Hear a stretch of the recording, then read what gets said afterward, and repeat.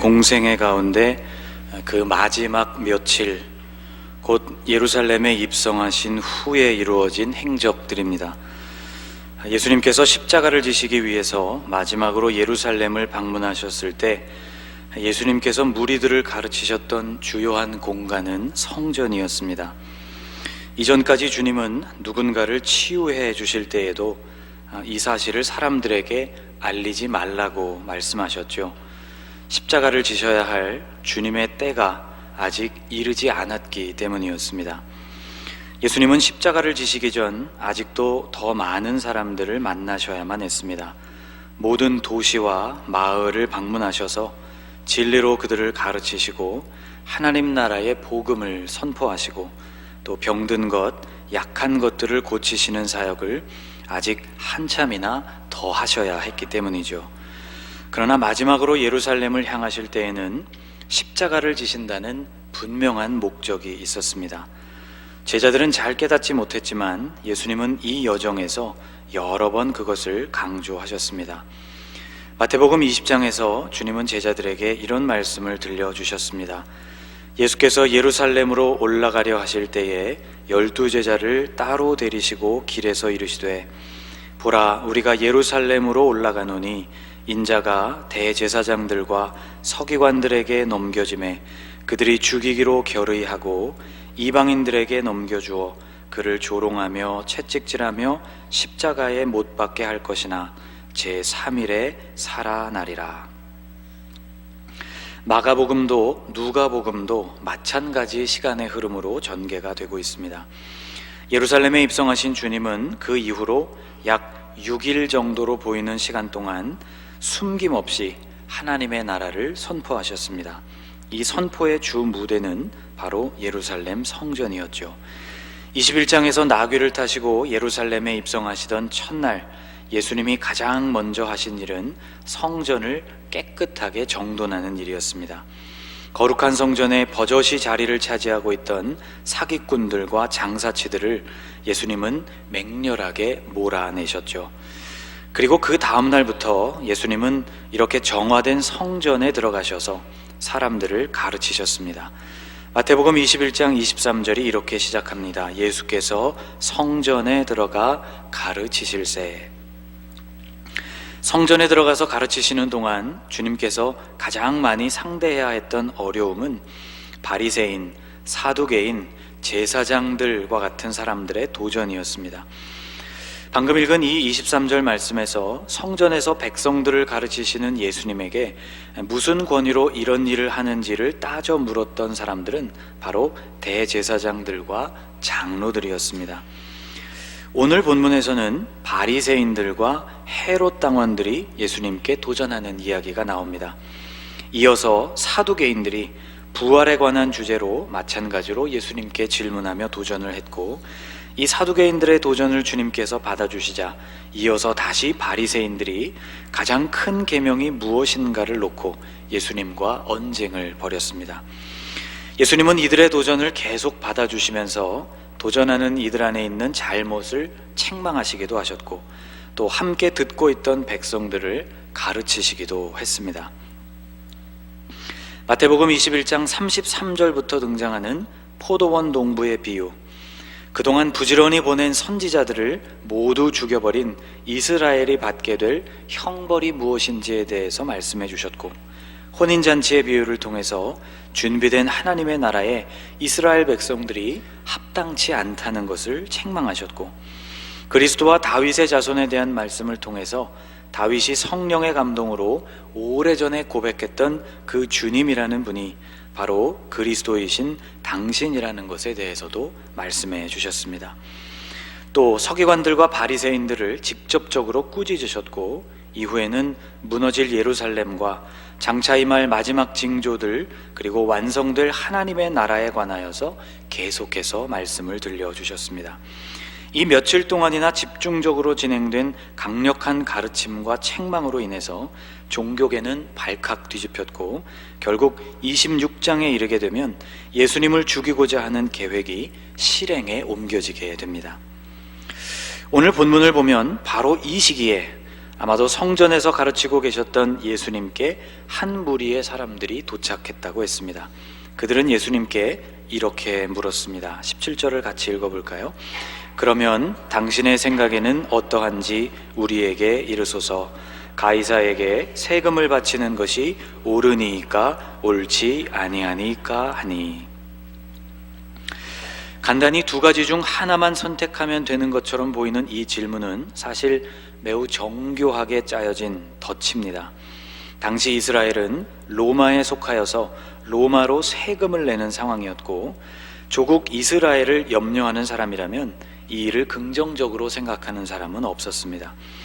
세금을 바치는 것이 옳다고 말한다면 대다수의 이스라엘 사람들, 특히 예수님께서 메시아가 아닐까 생각하는 사람들, 그리고 그 메시아가 독립을 가져올 것을 기대하고 있었던 사람들에게는 대단한 실망을 안겨주게 될 것입니다. 이런 기대는 예수님의 제자들 안에도 이미 깊이 뿌리박혀 있었죠. 제자들 중에는 독립을 위해 모든 것을 희생하려는 열심당원들도 있었습니다. 반대로 세금을 바치는 것이 옳지 않다고 말한다면 로마의 통치를 정면으로 거부하는 결과가 되기 때문에 예수님은 직접적으로 로마의 제재를 받아야만 하는 상황에 놓이게 됩니다. 예수님께 이 질문을 던진 사람들이 누구인지를 성경은 밝혀주고 있는데요, 15절 이하에 이렇게 기록되어 있습니다. 이에 바리새인들이 가서 어떻게 하면 예수를 말의 올무에 걸리게 할까 상의하고 자기 제자들을 헤롯 당원들과 함께 예수께 보내어 말하되 라고 기록하고 있죠. 예수님께 사람들을 보낸 것은 바리새인들이었고, 그들은 자신들의 제자들만 보낸 것이 아니라 헤롯 당원들을 함께 보냈다고 기록하고 있습니다. 여기 나오는 헤롯 당이란 주전 37년부터 주후 70년까지, 그러니까 헤롯 대왕이 로마 정부로부터 권한을 위임받아서 팔레스타인 전역을 통치할 때부터 그의 왕조가 몰락하기까지 존재했던 정치적인 세력을 뜻합니다. 한마디로 이들은 친로마 계열의 사람들이었고, 이들은 로마가 계속해서 존재하기를 희망했죠. 그러니 이런 사람들 앞에서 만일 세금 바치기를 중단하라고 말씀하신다면 당연히 그들은 예수님을 로마 당국에 고발하게 될 것입니다. 바리새인들과 헤롯 당원들은 사실상 그 입장에 있어서 늘 서로 대치되는 입장이었지만, 단기적으로 그들이 지향하는 목적이 같을 때에는 얼마든지 서로 손을 잡곤 했습니다. 이들이 설계한 질문은 매우 민감한 덫이었죠. 16절 말씀을 보면 예수님께 이런 질문을 던지기에 앞서서 이들은 예수님을 먼저 칭찬했습니다. 선생님이여, 우리가 아노니 당신은 참되시고 진리로 하나님의 도를 가르치시며 아무도 꺼리는 일이 없으시니 이는 사람을 외모로 보지 아니하심이니이다. 예수님이 참되시다는 것, 진실된 도를 가르치신다는 것, 사람을 두려워하지 않고 그래서 어떤 것에도 거리낌이 없다는 것을 강조했습니다. 틀린 말은 아니었습니다. 주님은 진실로 그러한 분이셨죠. 그런데 이렇게 예수님을 평가하고 주님을 치켜 세운 데에는 나름대로 이유가 있었습니다. 그것은 예수님께서 이런 분이심을 강조함으로 앞으로 나오게 될 예수님의 대답에 확실한 무게를 실어 놓음으로써 그 대답을 번복할 수 없도록, 그리고 그 대답으로 인하여 오갈 데 없는 상황으로 예수님을 몰아넣기 위한 사전 작업이었습니다. 이들은 예수님이 가셔야 하는 양갈래길에 모두 덫을 설치했으니 어느 쪽을 선택하든지 반드시 걸리게 될 것이라고 생각했을 것입니다. 그런데 주님은 이들의 간교한 계획을 이미 간파하셨죠. 질문을 받으신 주님께서는 그 질문에 대하여 즉시 답하지 않으시고 그들의 숨겨진 의도를 책망하셨습니다. 18절을 같이 읽어볼까요? 예수께서 그들의 악함을 아시고 이르시되 외식하는 자들아 어찌하여 나를 시험하느냐. 예수님의 이 책망은 그들이 앞서서 칭찬했던 것과 같이 무엇에도 거리낌이 없는 책망이었습니다. 질문에 답을 주시기 전 예수님은 그들에게 한 가지를 요구하셨습니다. 세금을 낼 돈을 보여달라는 것이었죠. 19절에 이렇게 말씀합니다. 세금 낼 돈을 내게 보이라 하시니 데나리온 하나를 가져왔거늘. 예수님이 말씀을 하시자 누군가 데나리온 하나를 가져왔습니다. 데나리온이 누구의 주머니에서 나왔는지는 확인이 어렵지만 아마도 질문을 던진 사람들에게서 나왔을 가능성이 크지 않을까 싶습니다. 무슨 대답을 하려고 하기에 데나리온을 찾는 것일까 싶어서 아마 빨리 그것을 예수님께 가져왔겠죠. 데나리온을 가져오자 예수님은 답변이 아니라 다시 질문을 던지셨습니다. 예수께서 말씀하시되 이 형상과 이 글이 누구의 것이냐? 예수님은 그 형상과 글이 누구의 것이냐고 물으셨습니다. 어린이도 대답할 수 있는 너무나 명확한 질문이었죠. 은으로 만들어진 그 동전 안에는 황제의 형상이 들어 있었습니다. 데나리온은 은으로 만들어진 주화로 무게가 약 3.8g 정도 나가는 동전입니다. 그 가치는 노동자나 군인의 하루 품삯에 해당합니다. 그리스 동전 드라크마와 비슷한 가치를 지니고 있는 돈이죠. 시대에 따라서 여러 가지 디자인들이 선보여졌는데 공통적으로 이 데나리온의 앞면에는 황제의 모습을 담고 있습니다. 신약시대의 유대인들은 당시에 통용되고 있던 이 국제화폐로 세금을 납부해야 했죠. 예수님 당시 로마를 다스리던 티베리우스 황제, 성경의 표현에 의하면 디베료라고 나오는 황제의 모습이 들어있는 데나리온의 모습을 보고 계십니다. 어떤 학자들에 따라서는 이 디베료 황제가 새겨진 주화가 유대 지역에서는 통용된 적이 없다고 주장하기도 하는데, 만일 그렇다면 그보다 앞선 시대에 만들어졌던 주화인 아우구스투스 황제, 성경에 가이사 아구스도라고 기록된 황제의 모습이 들어간 형태의 동전이었을 것입니다. 무엇이었든지 세금을 낼 돈에는 황제의 형상과 글이 새겨져 있었습니다. 예수님께서는 이어서 이렇게 말씀하셨습니다. 그런즉 가이사의 것은 가이사에게 바치라. 가이사의 것은 가이사에게 바치라. 데나리온을 가이사에게 바쳐야만 하는 필연적인 이유로 예수님은 그 돈에 가이사의 형상이 들어있기 때문이라는 사실을 언급하고 있습니다. 돈에 황제의 형상이 새겨졌다는 것은 제국의 주인이 황제라는 뜻, 그 돈의 주인이 황제라는 뜻이었습니다. 결국 그 돈을 세금으로 바친다는 것은 주인에게 그것을 되돌려주는 행위였던 것이죠. 그러므로 가이사의 것은 가이사에게 라는 이 말씀은 그 의미상으로 풀어본다면 가이사의 형상은 가이사에게 라고도 해석할 수 있습니다. 유대인들에게 있어서 형상은 매우 중요한 개념이었습니다. 형상에 대한 하나님의 엄중한 말씀이 출애굽기 20장에 이렇게 기록되어 있죠. 너를 위하여 새긴 우상을 만들지 말고 또 위로 하늘에 있는 것이나 아래로 땅에 있는 것이나 땅 아래 물속에 있는 것에 어떤 형상도 만들지 말며 그것들에게 절하지 말며 그것들을 섬기지 말라. 형상을 만들고 그것을 섬기는 행위는 모세 시대로부터 엄격히 금지되어 있었습니다. 그리고 이 형상에 대한 경계가 가장 철저했던 공간은 바로 성전이었습니다. 그곳은 하나님이 임하여 계신 곳이었기 때문에 어떤 형상의 반입도 금지되어 있었죠. 솔로몬 시대에 완공된 성전의 모습을 찾아보면 물두멍의 크기가 이전보다 훨씬 커졌다는 것을 발견하게 됩니다. 그리고 그 물두멍을 바치고 있는 12마리의 소 형상이 제작되었다는 본문을 만나게 되죠. 이것이 두고두고 솔로몬 성전이 비판을 받는 이유이기도 합니다. 자, 예수님의 요청과 그것이 이행되고 있는 상황을 다시 한번 살펴보겠습니다. 예수님은 세금을 낼 돈을 보여달라고 요청하셨고 누군가가 데나리온을 가져왔습니다. 그것은 분명히 누군가의 주머니에서 나왔겠죠. 그것도 어렵지 않게 나왔던 것 같습니다. 서두에서 제가 설명드리기를 마태복음 21장에서부터 기록된 사건들, 공생의 마지막 가르침이 이루어진 공간이 대부분 성전이었다는 점을 떠올려 보십시오. 만일 오늘 본문의 사건이 일어난 장소가 여전히 성전 안이었다고 한다면 실제로 그럴 가능성이 아주 짙은데, 거기에 있던 누군가의 주머니에서 데나리온이 나오는 순간부터 상황은 이미 반전되기 시작했을 것입니다.